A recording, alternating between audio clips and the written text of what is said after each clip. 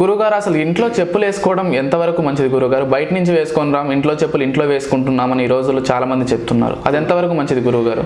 ఇది చాలా మంచి ప్రశ్నమ్మా. ఎందుకనంటే ఇంట్లోకి సంబంధించినంత వరకు కూడా ఒక వస్తువుతో మనం తయారు చేసుకుంది ఏదైతే ఉందో, మన ఇల్లు గృహం అనేది ఎప్పుడు కూడా స్వర్గసీమ. అంటే గృహంలో ఎనర్జీ, నెగిటివ్ ఎనర్జీ నుంచి పాజిటివ్ ఎనర్జీ వస్తాయి. ఎందుకంటే మనం బయట 1,90,000 మందితో మాట్లాడతాం, మనకి ప్రతి ఒక్కటి నెగిటివ్ ఎనర్జీ వస్తుంటుంది. అక్కడి నుంచి ఎవడో ఒకటి నెగిటివ్ ఎనర్జీ తీసుకొస్తుంటాడు, వాడు ఎవడో తప్పుగా మాట్లాడుతుంటాడు, మన ప్రొఫెషనల్ ఇబ్బంది కలిగించే పీరియడ్స్ ఎక్కువ ఉంటాయి. తర్వాత ఇవన్నీ నెగిటివ్ ఎనర్జీ వస్తుంటాయి. ఆ నెగిటివ్ ఎనర్జీ అనేది కూడా మనకి ఎక్కువ అరికాళ్ళలో ఉంటుంది. ఎక్కువగా కాళ్ళ నుంచి అరికాళ్ళ దాకా కూడా. అరికాళ్ళు ఏంటంటే మనం నడిచే దారిలో కానీ, తర్వాత నడిచే ప్లేస్లో కానీ ఎక్కువగా మన అరికాళ్ళే నడుస్తుంటాయి. కాళ్ళు నడవకుండా మన చేతులతో ఎవడ నడం. కాబట్టి అరికాళ్ళ నుంచి నడుచుకుంటూ వచ్చడం వల్ల ఈ అరికాళ్ళకు సంబంధించినంత వరకు కూడా నెగిటివ్ వైబ్రేషన్ అనేది ఆ బూటుల్లోనూ వాటిలోనూ ఎక్కువగా ఎక్కడెక్కడో తొక్కుంటాం. ఇవి తెచ్చిన తర్వాత కామన్గా ఇప్పుడు అపార్ట్మెంట్లో వాళ్ళకే ఎవరికి వాళ్ళు శుభ్రంగా వచ్చేసి కాళ్ళు కొడుకోవడం మానేశారు. ఎందుకంటే మనకి పూర్వకాలంలో ఎవరైనా నీళ్ళకి వస్తే ముందు చెంబు ఇచ్చి నీళ్ళు కాళ్ళు కడుక్కోవడానికి నీళ్ళు ఇచ్చేవాళ్ళం, టౌల్ ఇచ్చేవాళ్ళం. అంటే ఫస్ట్ మన ఇంట్లోకి రావడానికి ముందుగా. ఎందుకనంటే మన పెద్దవారు ఎందుకు పెట్టారంటే, మన ఇంట్లోకి రావడానికి ముందుగా ఎక్కడెక్కడో తిరుగుతుంటాం, ఎక్కడెక్కడో నెగిటివ్ వైబ్రేషన్ ఉంటుంది, ఎక్కడెక్కడో ఉంటుంది. ఆ ఇంట్లో చిన్నపిల్లలు ఉన్న వాళ్ళ ఇంట్లో మనశ్శాంతిగా ప్రశాంతంగా ఉంటున్న ఫ్యామిలీస్కి డిస్టర్బెన్స్ రాకుండా మన కాళ్ళు కడుక్కునే అలవాటు చేశారు. కానీ ఇప్పుడు కాళ్ళు కడుక్కునే అలవాటు పూర్తిగా అపార్ట్మెంట్కి వచ్చేళ్ళకి మారిపోయింది. ఈ కాళ్ళు కడుక్కోవడం తీసేయండి, మనకి సామాన్యంగా ఇంట్లో రంగంలోనే ఉన్న చెప్పులు ఇడిచేసి మళ్ళీ కొత్త చెప్పులు వేస్తున్నాం. కానీ ఉన్న చెప్పులు విడిచేసి కొత్త చెప్పులు వేస్తున్నాం, కానీ ఇంట్లో కాళ్ళు కడుక్కోవడం అనేది మానేసాం. కాళ్ళు కడుక్కోవడం వల్ల మానేయడం వల్ల ఏమవుతుంది, కామన్గా శని అనేవాడు ఎక్కువగా పాదాల్లోనే ఉంటాడు. శని పాదాలతో పాటు మనకు దరిద్రాన్ని ఎత్తుకొని మన ముందుకు ఇంట్లోకి వచ్చినట్టే.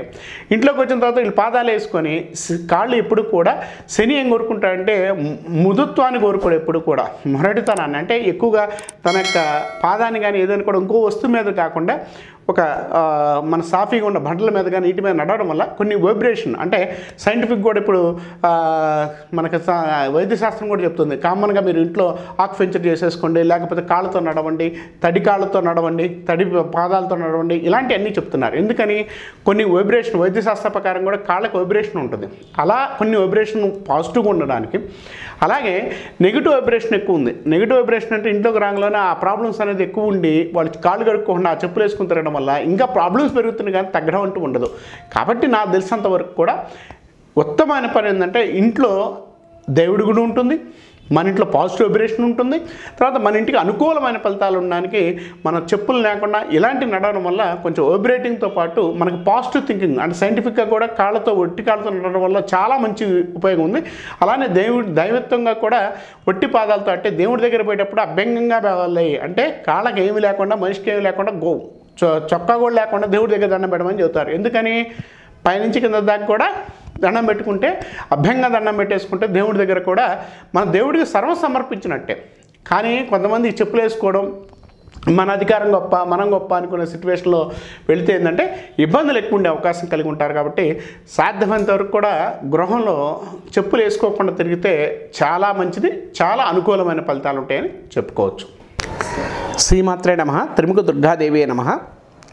శ్రీ ఆధ్యా టీవీ యూట్యూబ్ ఛానల్ ప్రేక్షకులకు ఈ రోజు నుంచి మనం ఈ కార్యక్రమంలో ధర్మ సందేహాలు కానీ, తాంత్రిక సలహాలు కానీ, తాంత్రిక సంబంధించిన విషయాలు కానీ, సలహాలు కానీ ప్రతిదీ మీరు కామెంట్ బాక్స్లో రాస్తే దానికి మేము పరిపూర్ణమైన సలహాలు సూచనలు మేము మీకు ఇస్తామని చెప్తున్నాము.